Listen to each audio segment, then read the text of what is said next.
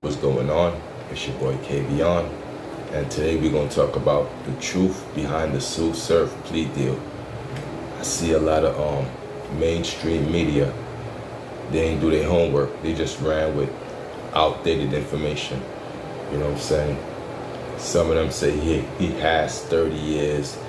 You know what I'm saying? But shout out to Byron Blake. You know what I'm saying? Byron Blake has updated information.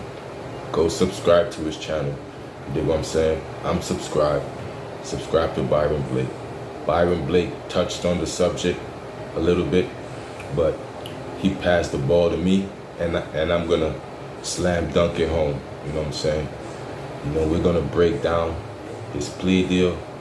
You know, we're gonna talk about what a plea deal is, and we're gonna get to the bottom of his sentence and what does it consist of. You know what I'm saying? So leave no doubt in your mind. You know, we're not gonna use outdated information. This information comes from a month ago. You know what I'm saying? And this is between his lawyer, the prosecutor, and the sentencing judge. So this is sue serve plea deal. The full truth about it.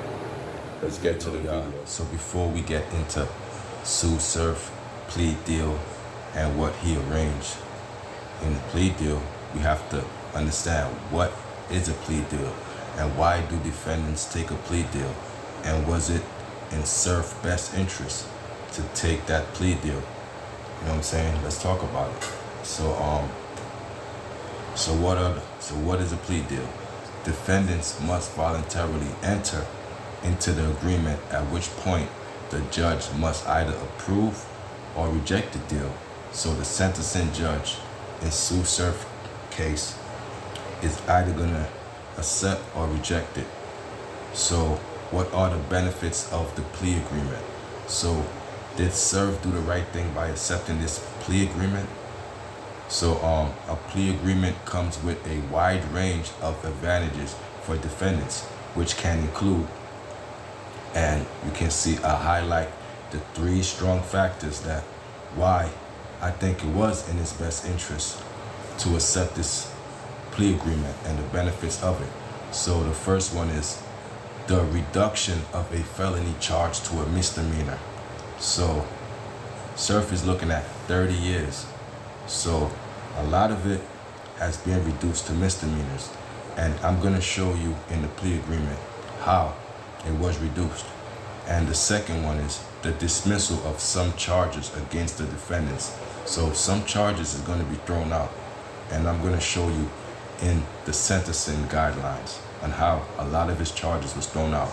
And the third strong factor is the avoidance of maximum sentencing terms. So once you enter into the plea agreement, you avoid the maximum sentence, which would have been 30 years. So by Surf entering into this plea agreement, he avoided the 30 years. Those are the 3 strong factors. Again, the first one was the reduction of a felony charge. The second one was the dismissal of some charges. And the third one was the avoidance of the maximum sentencing. So that was smart for him to take the plea agreement. But what was in the plea agreement? Did he have to snitch? And I don't know, but I'm pretty sure you know he just wanted to get it over with.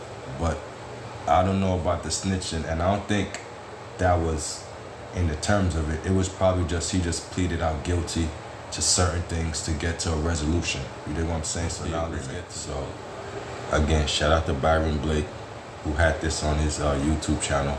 Go subscribe to his channel if you haven't. So I'm gonna just take the important parts. This is the beginning, and we're gonna take the body of it. It's like 24 paragraphs. So let's get to the beginning. So we have the docket numbers. This is stationed out in Newark, New Jersey. We have the date last month. You know what I'm saying? So this is recent. It has sue serve name, and it has his lawyer, Mr. Whipple. So this is a response to his plea agreement. So this letter is just letting them know that they ignited the plea agreement. Is going forward. This is just a letter of confirmation. So, dear Mr. Whipple, this letter sets forth the plea agreement between your client, Rajon Cox, which is Sue Surf, and the United States Attorney for the District of New Jersey. This offer will expire on April 7th, 2023. So now we know this has an expiration date on it. This plea agreement has an expiration date, which expired actually about 2 or 3 weeks ago. It actually expired already. So this is going forward right now. If it is not accepted in writing by that date, if it's not accepted in writing by that date, I mean they're accepting the offer. If Cox does not accept this plea agreement, his sentencing exposure could increase beyond what is discussed in this plea agreement as a result of this office investigation. So if you don't accept the offer by April 7th, the 30 years is back on the table. So this this has a deadline to it. He has to accept this offer. If you don't accept the offer, the 30 years is back on the table. That's what it just said in the introduction. Now let's get to the plea agreement in itself. So now we have the plea agreement. Again, this is paragraph 24. So I'm going to read out the plea agreement, then I'm going to break it down in layman's terms. Chapter 24, if the term of imprisonment does not exceed 63 months, and except as specified in the next paragraph below, Cox will not challenge or seek to reduce by any means any component of the sentence imposed by the sentencing judge for any reason other than ineffective assistance of counsel. This term, any means, include a direct appeal under, then it has the codes. A motion to vacate the sentence under another code, a motion to reduce the term of imprisonment released under another code, and any other appeal, motion, petition, or right in the term of imprisonment is at least 51 months. This office will not challenge by appeal, motion, or writing any component of the sentence imposed by the sentencing judge. This provision of this paragraph binds the parties, even if the sentencing judge employs a guideline analysis different from the one above. So basically, what this is saying is the maximum that he's could be sentenced in this agreement is 63 months. And what is 63 months? Give me a sec.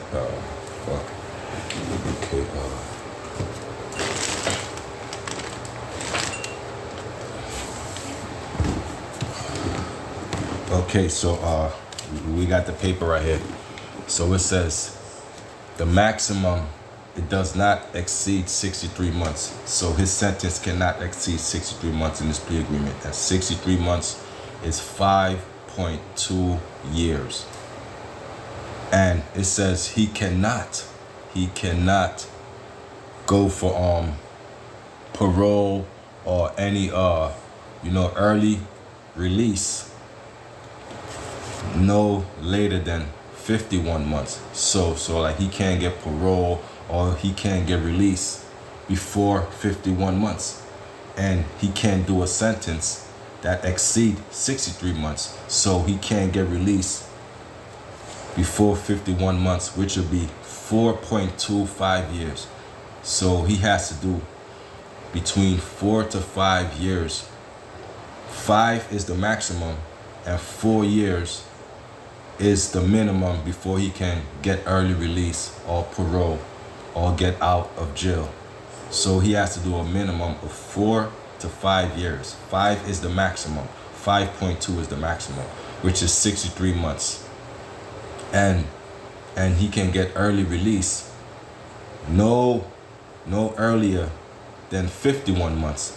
So he has to sit down for 4.5 years. Basically, he has to sit for 4.5 years.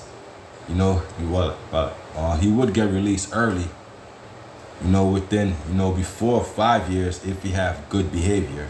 And if he behaves himself, he could get released early. But there you go. He can't get out of prison no earlier than 51 months, and the plea deal cannot exceed 63 months. But remember, it's not a go yet. This is just an ignition and a set forth for the judge to sign it off. And if the judge agrees on it, then that's what it's going to be. But if Surf don't accept this plea deal right here, that 30 years is back on the table.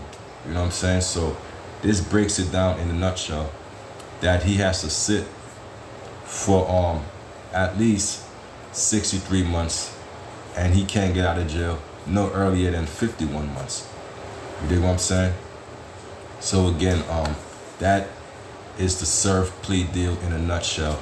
You dig what I'm saying? So hit that like button, subscribe for your boy for more content. It's your boy Kavion, and I'm out the building. Peace.